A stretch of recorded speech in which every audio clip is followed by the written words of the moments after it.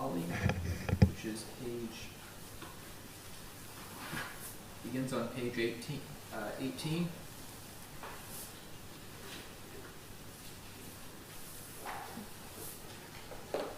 Yoso Bhagava Arahant Samma Sambuddho Swakato Yena Bhagavata Dhammo Supatipanno Yasa Bhagavato Sāvaka Sangho Dhammayang Bhagavantam Sadhammang Sasangham Imehi Sakarehi Yataraham Arobitehi Abhipujayama Sadhuno Bande Bhagava Suchira Parini Bhutopi Pachima Janata Nukamba Manasa Yine Sakare Dugatapana Karabhute Patiganhatu Amhakanti Karatam Hitaya Sukaya Araham Samma Sambuddho Bhagava Buddham Bhagavantam Abhivademi.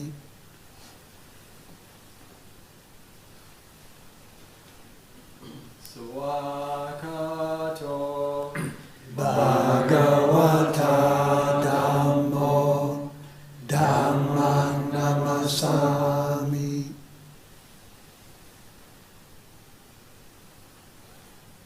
Supatipanno Bhagavato Sāvaka Sangho Sangham Namami.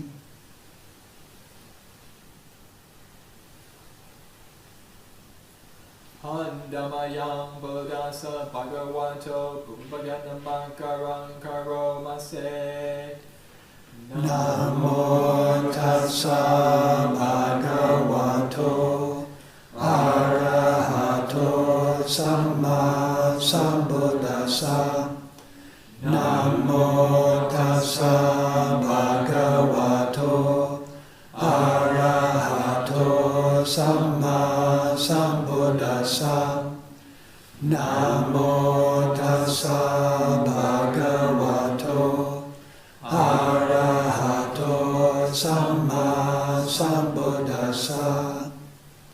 Andamayang Buddhana Satinayang Karomase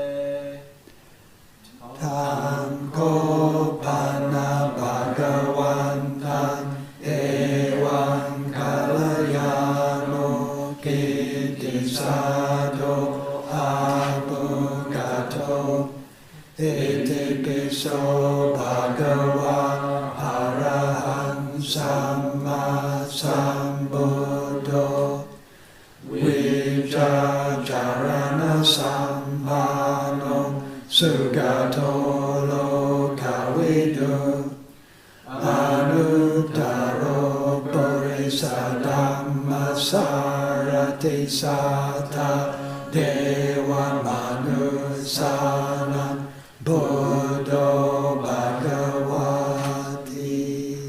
Andamayang Buddha Dikitim Karomase Buddha Varahanda Varata Diguna Biyuto Sudha Vinyana Karuna Hisamagatato Bodhisiyo Sujanatam Kamalam Vasuro Vandamahanta Maranam Sirasa Jinetam Buddho สัพพานินังสารนังเกมานุตตมังปัตตมานุสติทานังวันดามิทังสิเรนะหัง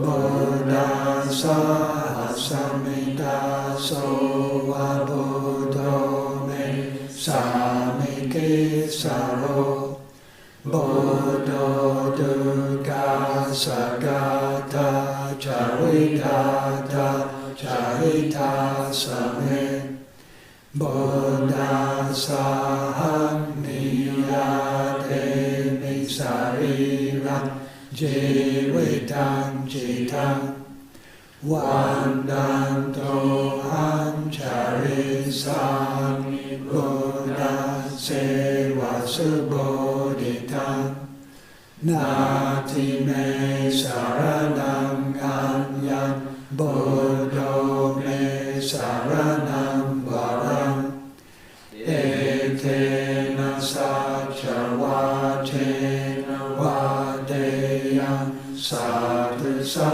สสะเนบุตังเมวันดัมมาเนยังปุญญังปัสสุตังกิตาสัพเพปิยังทรายามิมาเอสุนทัสสะเตจัสสะ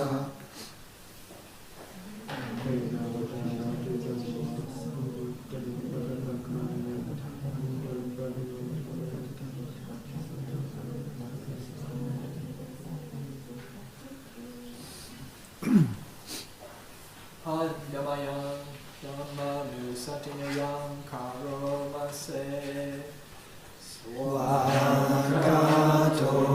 Bhagavata Dhammo Sanditiko Akariko Ehipasiko Opanaiko Pachatam Veditavo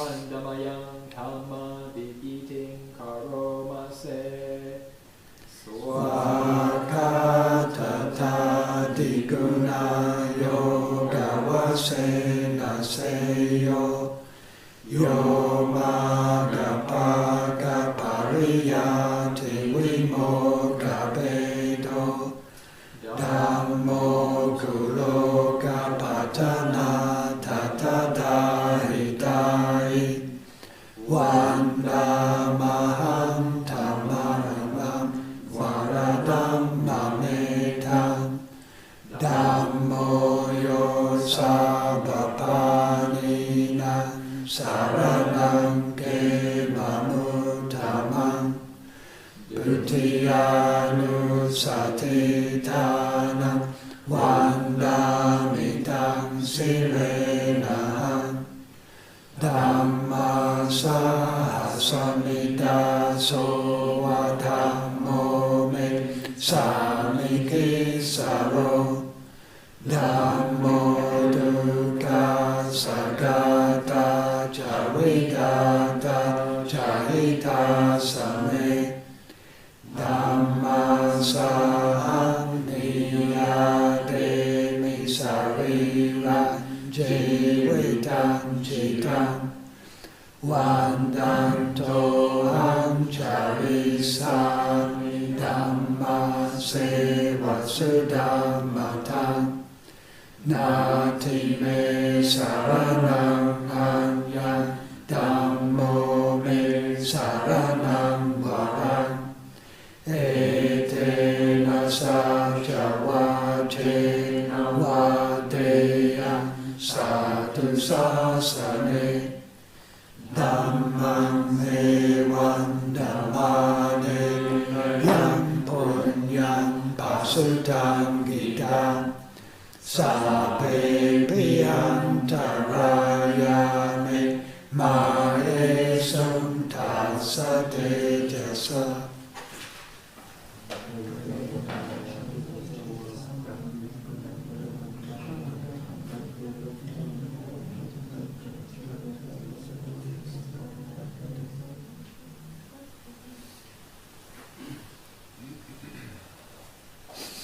Handamayang Sanganu Satinayang Karomase Supatipanno Bhagavato Sāvaka Sangho Ujjapatipanno Bhagavato Sāvaka Sangho Nyayapatipanno Bhagavato Sāvaka Sangho Samijjipatipanno Bhagavato Sāvaka Sangho Yadidam Chattari Purisa Yugani Nata Purisa Pugala Esa Bhagavato Sāvaka Sangho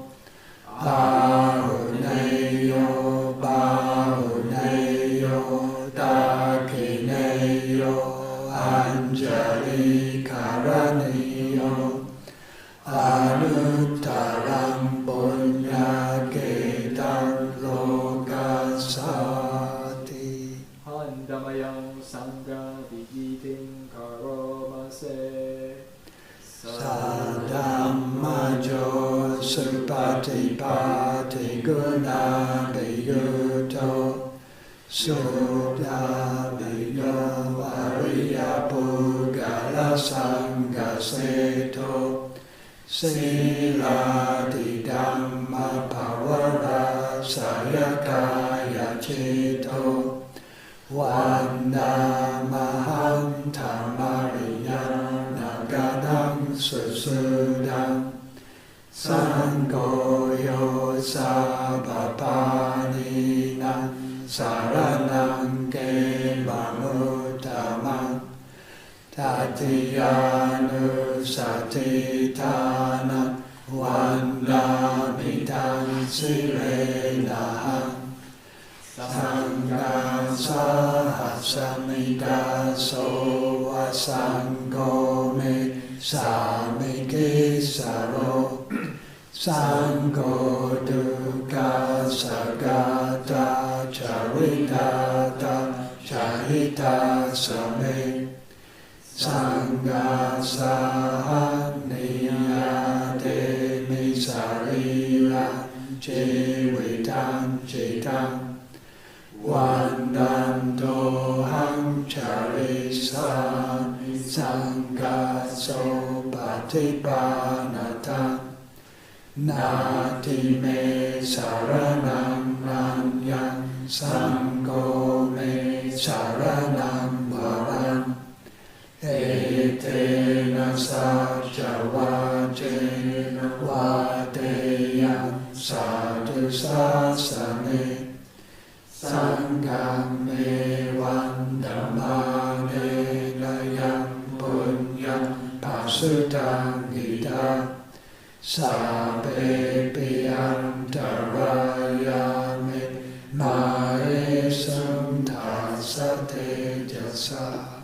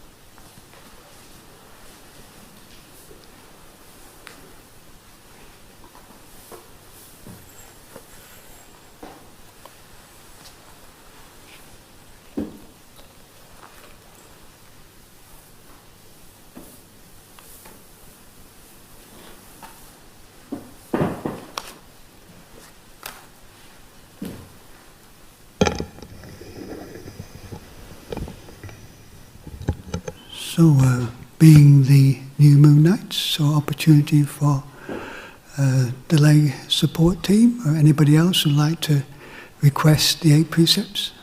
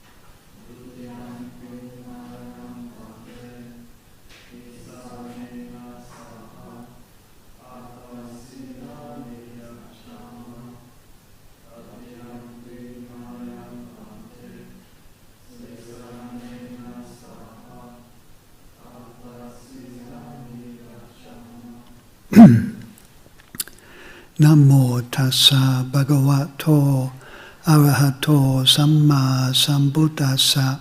Namo tassa bhagavato arahato samma sambuddhassa.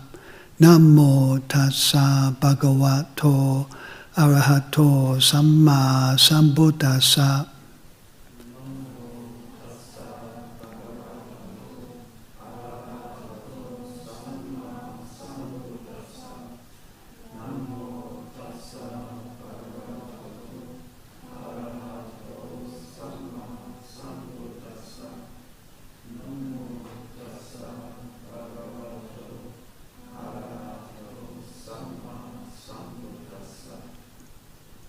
Buddhang saranang gacchami.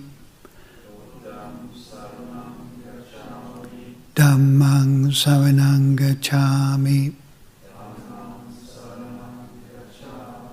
Sanghang saranang gacchami.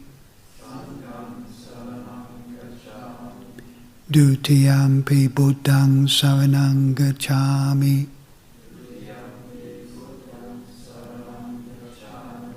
Dutiyampi dhammang saranang gacchami. Dutiyampi sanghang saranang gacchami.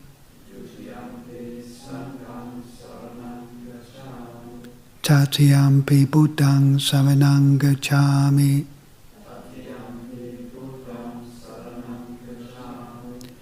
Tatiyampi dhammang saranang gacchami.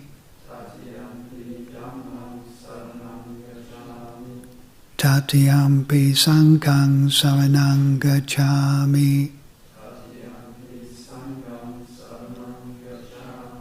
Ti saranat kamanang nittitang. Panatipata verapmani sikkhapadang samadhiyami.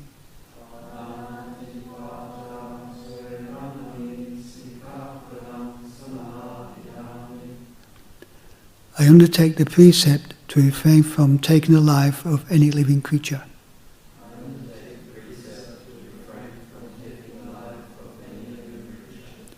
Adinadana verapmani sikkhapadang samadhiyami.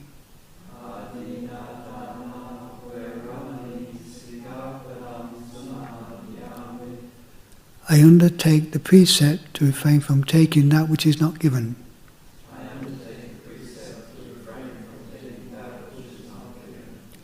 Brahmacharya verapmani sikkhapadang samadhiyami.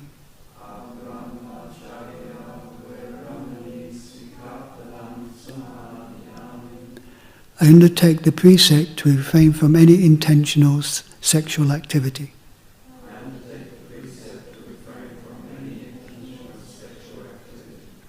Musawada verapmani sikkhapadang samadhiyami.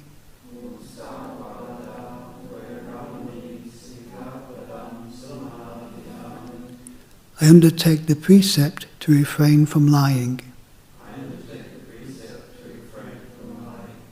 Sura meraya maja pamadatana veramani sikkhapadang samadhyami.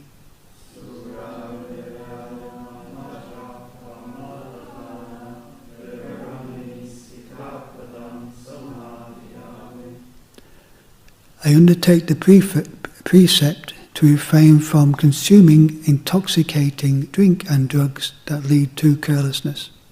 I undertake the precept to refrain from consuming intoxicating drink and drugs that lead to carelessness. Vikala bhojana veramani sikkhapadang samadhyami.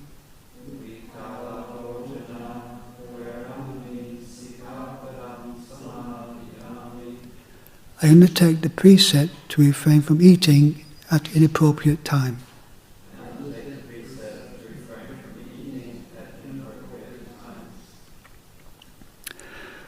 Nacha gita vadita visukha dasana mala ganda vilepana dharana mandana vibhusana tana veramani sikkhapadang samadhyami.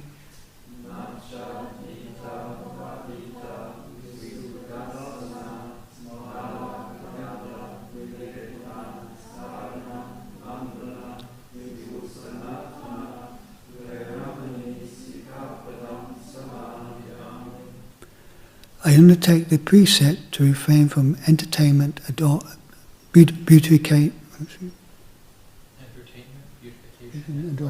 entertainment, beautification, and adornment. I undertake the precept to refrain from entertainment, beautification, and adornment. Uchasayana mahasayana veramani sikkhapadang samadhyami.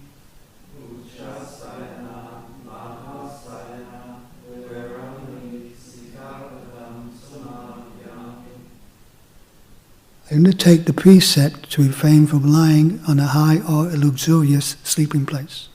I undertake the precept to refrain from lying on a high or luxurious sleeping place.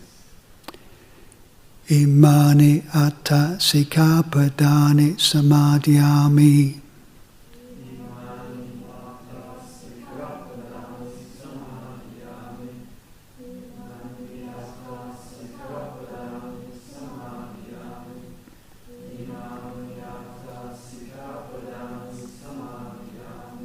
Imani atta sikkhapadani silena sugating yanti silena bhoga sampada silena nibbutiং yanti tasma silang visota ye.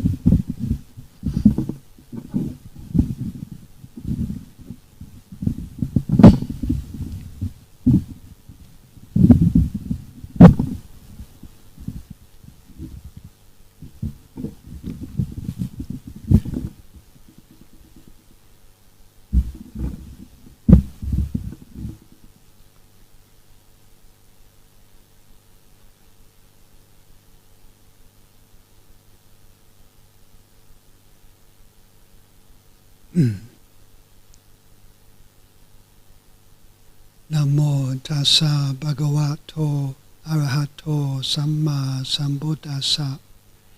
Namo tassa bhagavato arahato samma sambuddhassa.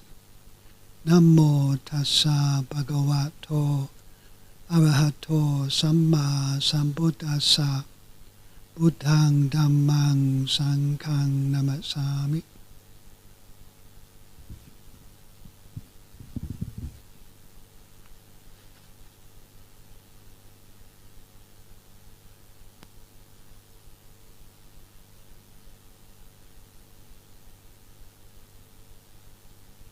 So we're in the last few weeks of this winter retreat.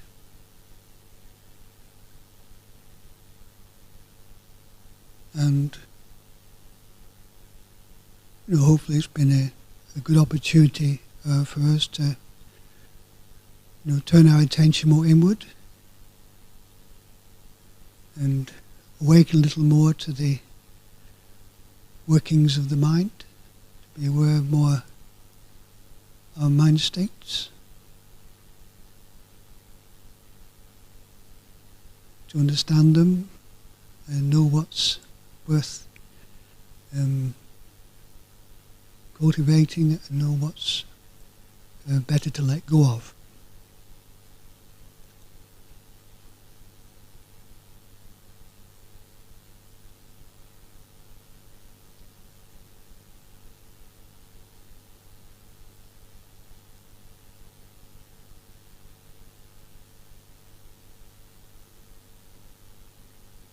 And just considering how we're all sort of different in our characters and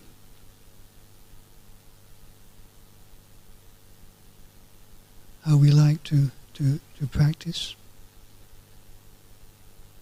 So maybe there's one extreme where we get very attached to some sort of peaceful state. And we don't want anything to interrupt that. We don't want to engage with anything. We just want to hold on to the peaceful state. And then, some people maybe, they like a bit more, engagement and a bit of discussion and things.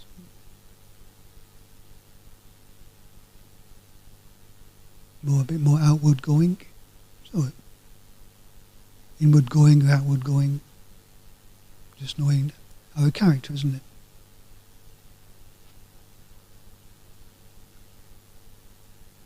But the way I reflect is that the fulfillment of practice is not to be too introverted, not to be dependent on external things, not to be too extroverted.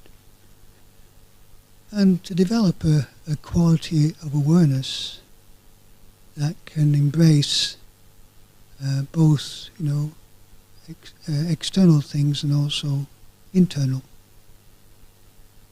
So it's not hiding away from the world, trying to get away from interactions with people and situations, but it's knowing, how we respond to those situations, sort of awareness that's also aware of our reactions.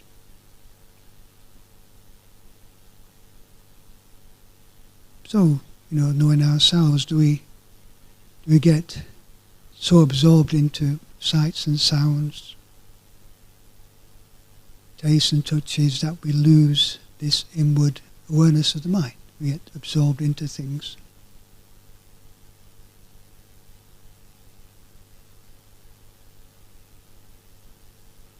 We can get absorbed into a train of thought, but not really aware of, where the thoughts are coming from.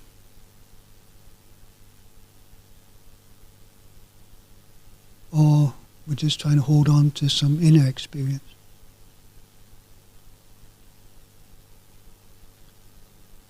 So, the Buddha encourages us to be willing to experience. That's how we learn.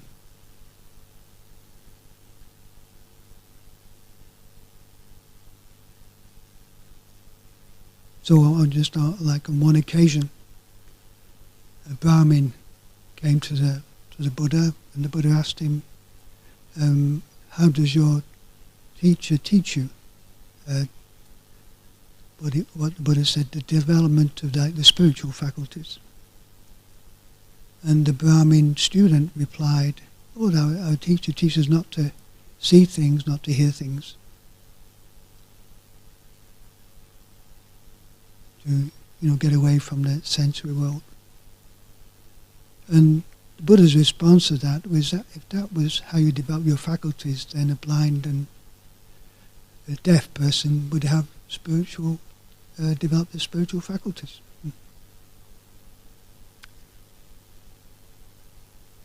And then the Buddha was asked, well, how do you practice then? And the Buddha said, I see things, and agreeable and unagreeable things arise in the mind because of that seeing, but I don't hold on to them, and they fall away into peacefulness, into equanimity. And the same for sight, sounds, taste, touches, and also for mind objects too, the different mind states. So the Buddha experiences these things and he notices reactions, but the mind gone beyond holding on to them through the cultivation of mindfulness and wisdom. And he describes the way it's developed for him that it's like a drop of water falling onto a hot pan, a red hot pan, that it just instantly dissolves. So that's what the Buddha would call the fulfillment of the practice. And the ideal solitude, a mind that doesn't keep company with craving, hatred or delusion.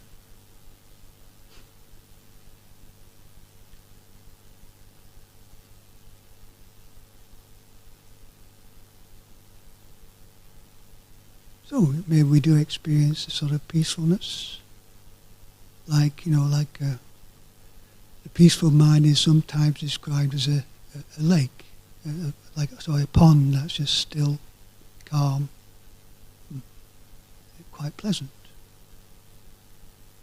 But then something drops in, and there's ripples. So this is like just the way sensory contact is. We see something, it brings up a reaction. So that's nature. Ripples will come. And if we just observe, these ripples just naturally settle down, and the lake comes back to its natural stillness. But I think what we tend to do is ripples come, and we want the peaceful lake, so we try to bash out the waves, and we create more. So when to get rid of something, we push down the ripples to get rid of them, and we create more. So that's the skill we have to develop, is learning just to observe these reactions, be more accepting of them, and just developing the skill of watching them cease. And then the mind comes back to its natural peacefulness. But at first we do try to get rid of, we try to hold on to this peaceful stillness, and anything that comes up, we try to get rid of it. But that's something just we have to learn to experience, how to just be more accepting, allowing things to come and go.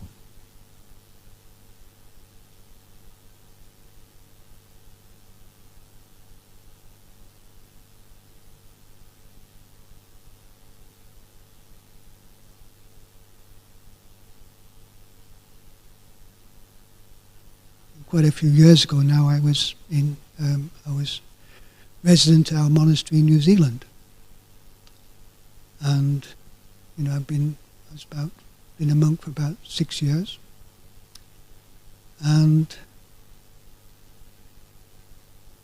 we just finished our some retreat, a community retreat, and I was feeling quite peaceful. quite a pleasant environment there and nice retreat. And we had a friend in the valley, the lady vicar of the local church. And she used to often come up and talk to Ajahn Viradhammo, who was the abbot. We had quite a nice relationship with this vicar. And she invited us to some sort of festival day at the church. And just, to be more friendly and make some contact with the locals. We accepted. But the thing was, Ajahn Viradhammo wasn't available to go. So he asked me to go. Now, I don't know if, one of the greatest fears is fears of public speaking. And I was a sixth Vassa monk, I wasn't used to giving talks. If I'd hardly done it, anything like this. But Ajahn Viradhammo said it'd be nice if you would go. And it was only like a 5 or 10 minute talk at in the church. So, the night before, I'm sat feeling, still, having peaceful from the retreat. And I started to think, what should I say? Should I say this? Maybe I should say that. Or maybe I should say this. And, this sense of sort of responsibility. I don't want to let the side down, And this sort of thinking built up quite some momentum. And, should I say this or should I say that? And I realised the same record was playing over and over again. And then there's some of the insight come that I've got quite anxious about this. I started off just, thinking about it, in sort of clear way, but it sort of triggered off the anxiety in the mind. And this is interesting to contemplate because the thoughts were all good about some Dharma teaching I had to give it, some reflection I had to give at a church. Thoughts were all good. But I realised the more I now planned the talk, the more anxious I got. Like the thinking, even though it was my thought, was feeding the anxiety. And it was building up momentum. So I realised I've got to, stop planning the talk. And so what I decided to do was to try and replace all the anxious thoughts with just simple thought. And also because, in my meditation I used the breath a lot. So I thought, well, now just breathe in with the thought, may I be well, and breathe out with the thought, and free from anxiety. So I started to try and do this. Instead of planning the talk, just keep this one thought in mind as I breathe in and out. And at first, I'd catch the odd breath, and then the mind would go off into planning the talk again. But over time, the anxiety lost its power because I wasn't feeding it. And the mind began to settle again with just on the thought, may I be well, may I be free from anxiety. And eventually things settled down and managed to get a bit of sleep that night. And managed to get through the talk. But this is just an example of, have to understand the mind and know the mind. Know what's underneath our thinking. Because even if the thoughts can be good, if it's coming from some anxiousness and worry, and often our thoughts of anxiousness and worry are quite good thoughts, concerns about things and people and the environment, whatever. But if we don't understand where they're coming from, we can just be feeding these mind states and eventually those take us over. So how to just be aware of the mind and know how to reflect in a way that allows any, defilements in the mind to cease.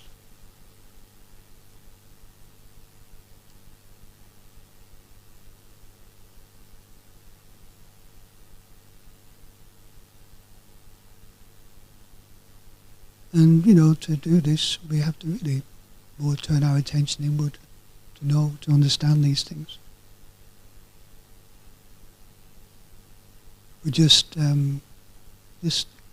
absorbed in our thoughts, and we don't really see what's underneath. So, to actually broaden our awareness, just out of just the absorption to the thoughts, actually, broaden our awareness, feel the body, the effects on the body. Like anxiety, you feel it in the stomach, don't we? As a physical component to it. And a lot of our mind states do.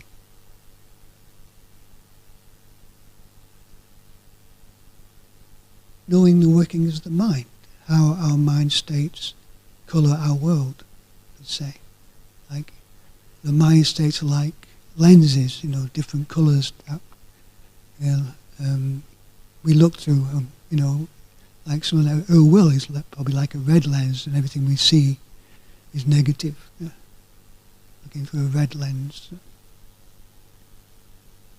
So just to know that, know the mind.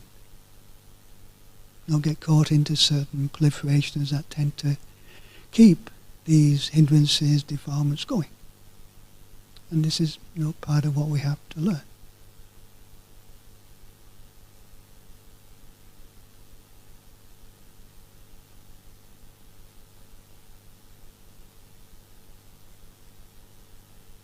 Maybe I've told this another story before, but this is around fear. And just on my first trip to Thailand, I arrived in Thailand, and I had this trip on an overnight bus, and to go to the monastery in the northeast. And they play these movies on these overnight buses, and they put the monks on the front seat because they think that'll stop the bus from crashing. And you're right next to the movie screen. And this particular evening they were playing a movie called Friday the 13th, which is a horror movie. It's about some guy going around murdering these young people at a party. You can't, it's right in front of you, you sort of see it. Anyway, get to the monastery, and jet-lagged after meal, I'm sleeping all afternoon. And it comes to the evening, and I'm, 10 o'clock, 11 o'clock, I'm sort of still wide awake. And then the sense of, I'm in a strange place, in the forest, a monastery in Thailand, my first night there. A sense of fear comes up. And then from that fear comes the thought, maybe that man from Friday the 13th is out there. And this really came up, for me. And for a moment it was quite believable. But knowing, having just some perspective on the mind, this is fear, and this is the projections of fear. I didn't believe it. The sense of awareness of it was not, because you could be aware of it but not believing it. And because you didn't believe it, it lost its power, so the fear went. But if you don't have that perspective and get caught up in it, some of these mind states, if you can't really see them for what they are and get caught into the proliferations of them, it's a lot of what we call dukkha, isn't it? So this is the importance of just knowing the mind, knowing the way the mind colours our world. And that's, just comes from this awareness that we develop through meditation. And, knowing the mind, knowing its the proliferations that come from that mind state, not getting caught up in them. And, the more we develop that skill, these things don't last. And this is what we know. We know these things, if we don't get caught up into the certain proliferations, then this mind state will cease and come back to more peacefulness in the present moment. And I say the present moment because a lot of these mind states take us off into the realms of time, past and future. And remembering things from the past, projecting things into the future. No worries, anxieties, ill will, things happen from the past.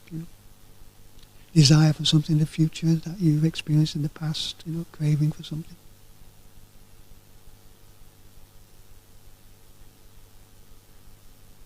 And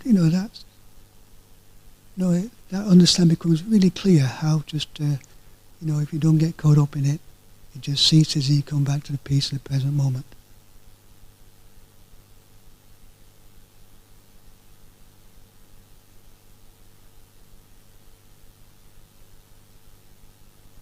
Say the empty mind, where the thoughts of I am have naturally ceased.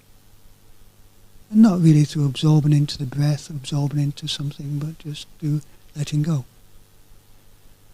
And, for me that's what meditation ultimately is about. It's about, letting go. Nothing really you have to get, because really the peaceful mind is always there if we allow it to manifest, if we don't get caught up into the certain proliferations.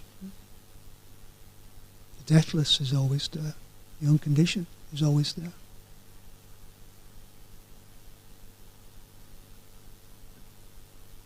You don't get the unconditioned. What you get is a condition.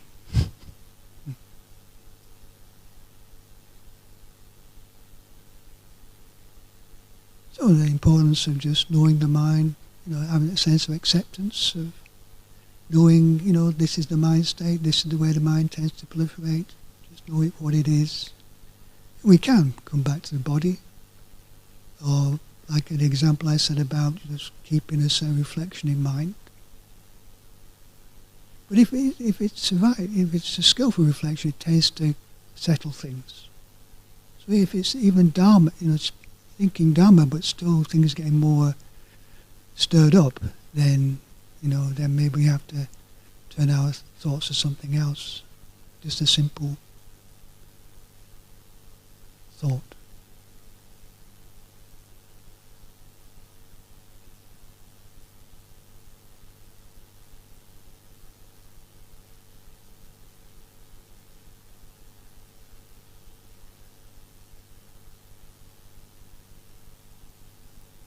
But of course, before we can know the mind, we have to be willing to experience it.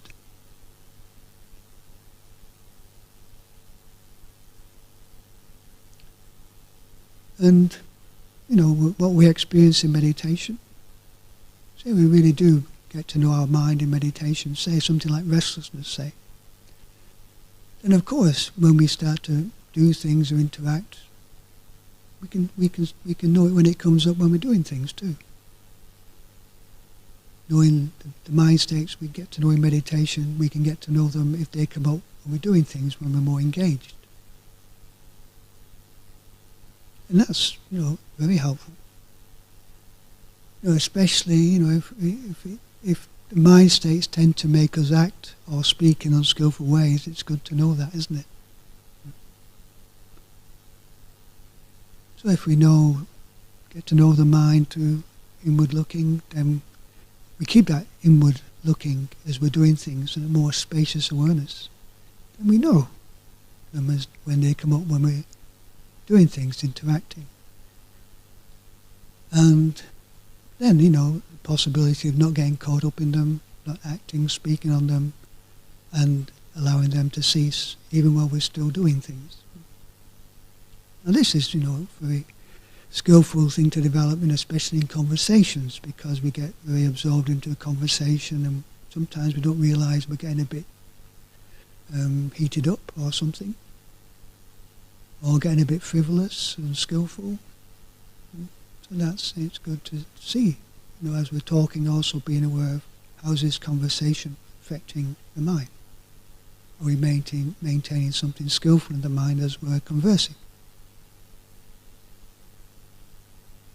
So this ability to know the mind, letting go of the things that are unskillful in the mind, continues. Even when we're doing things, interacting. They're saying this sort of spacious awareness. And the Buddha gives a nice analogy about space. He said, in one teaching he said, make your mind like space. Because whatever comes into space, whether it's beautiful or ugly, pleasant or unpleasant, the space doesn't react to it. Just allows it to flow through. So that's what the Buddha said about, making the mind like space.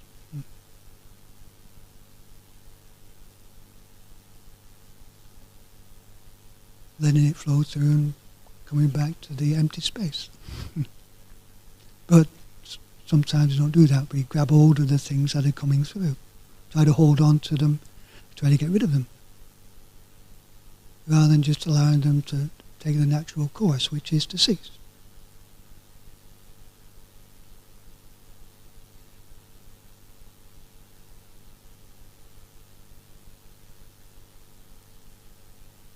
But, I just see the importance of accepting some of these mind states. I just see from my own experience, when I've learned to accept something, then it loses its grip. It doesn't tend to last long. And I don't, the tendency not to get up into, the thoughts that tend to keep that mind state going. And it is so interesting, how you see the world when that mind state's there, and how it looks when it's gone. Such a different perspective on things. And such a relief too, when it's gone, just coming back to this clear knowing where there's wisdom.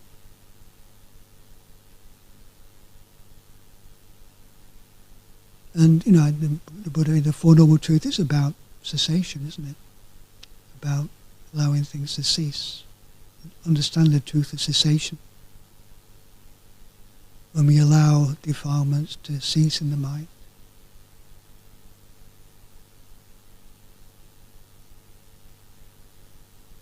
So that's why I've been, when I, on birthday cards used to write many happy returns. I tend to write, may you have many happy cessations.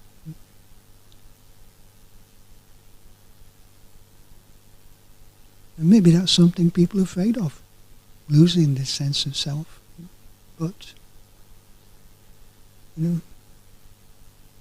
something you have to just, experience and see.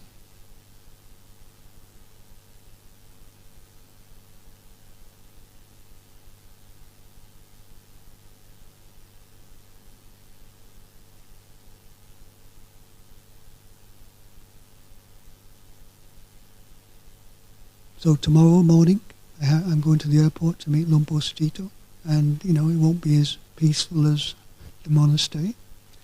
And there'll be sights and sounds and people around, but I have a spacious mind to embrace all that. I do find in these situations just staying in the body very helpful, just feeling my feet touching the earth and get caught up in the sights and sounds around. And it can be peaceful at the airport.